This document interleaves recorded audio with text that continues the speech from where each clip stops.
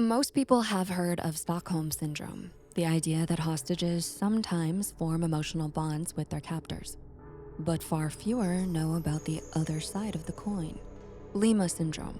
This is when the captor develops sympathy, affection, or even protectiveness toward the person they're holding hostage.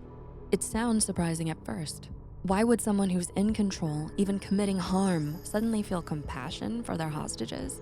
Yet, Lima Syndrome reveals how empathy can surface in extreme circumstances.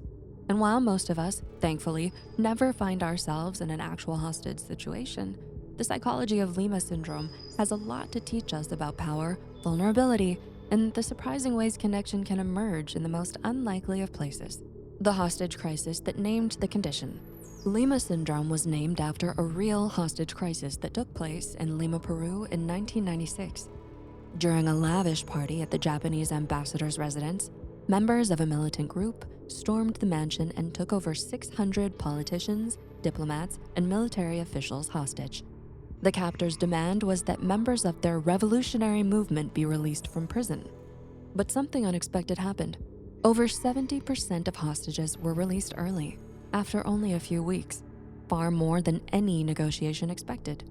Reports suggested they sympathized with them, gave them special treatment, and in some cases even developed friendly relationships.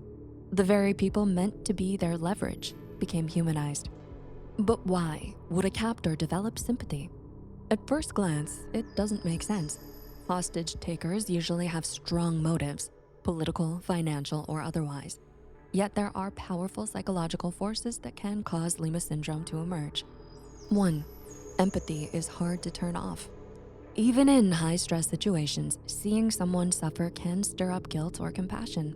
After all, humans are wired with mirror neurons, brain cells that light up when we witness another's emotions. Sometimes, even when someone tries to dehumanize another, empathy breaks through. 2. Stress breaks down emotional walls. Captors are under pressure. Fear of being caught, uncertainty about outcomes. Prolonged exposure to hostages in close quarters can lead to unexpected emotional bonds. In moments of vulnerability, captors may project their own fears and humanity onto the people they hold. 3. Power can shift into protectiveness. Oddly enough, having control can make a captor feel responsible for the well-being of the captive.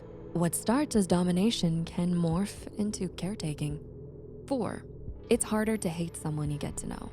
Familiarity breeds connection. Sharing stories, eye contact, or even small daily routines can humanize both sides, blurring the lines between enemy and fellow human being. Lima Syndrome beyond hostages. Here's where it gets interesting. Lima Syndrome doesn't just belong in history books or crime reports. The psychology behind it, empathy emerging in uneven power dynamics, shows up in more everyday ways. For example, in workplaces, a strict boss who starts off cold or domineering may soften after seeing the struggles of an employee, developing protectiveness instead of distance.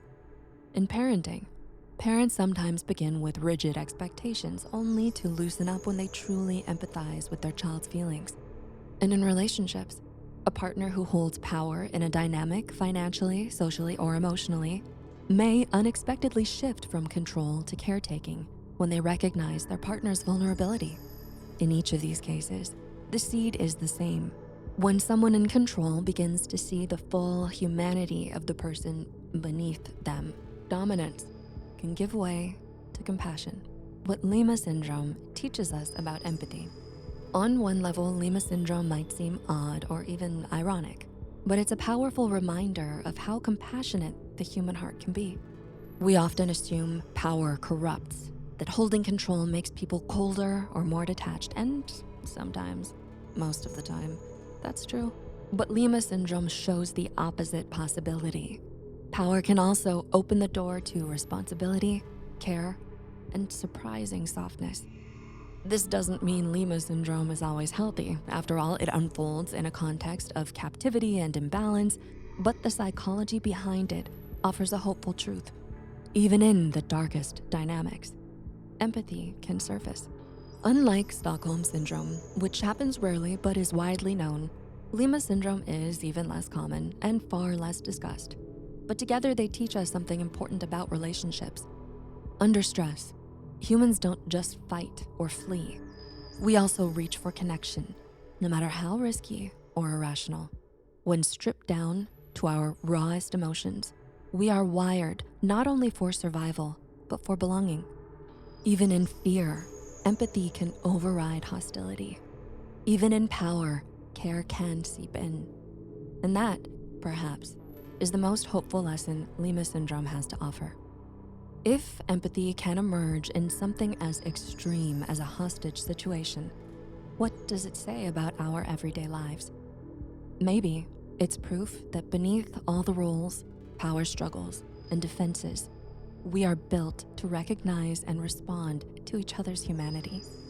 If empathy can bloom in the darkest places, what possibilities could it open in your own relationships, conflicts, or daily interactions? Do you think our instinct for compassion is stronger than our instinct for control? Share your insights down below. And if this resonated with you, don't forget to like, share, and subscribe for more Psychology Made Human. Thanks so much for watching. Until next time.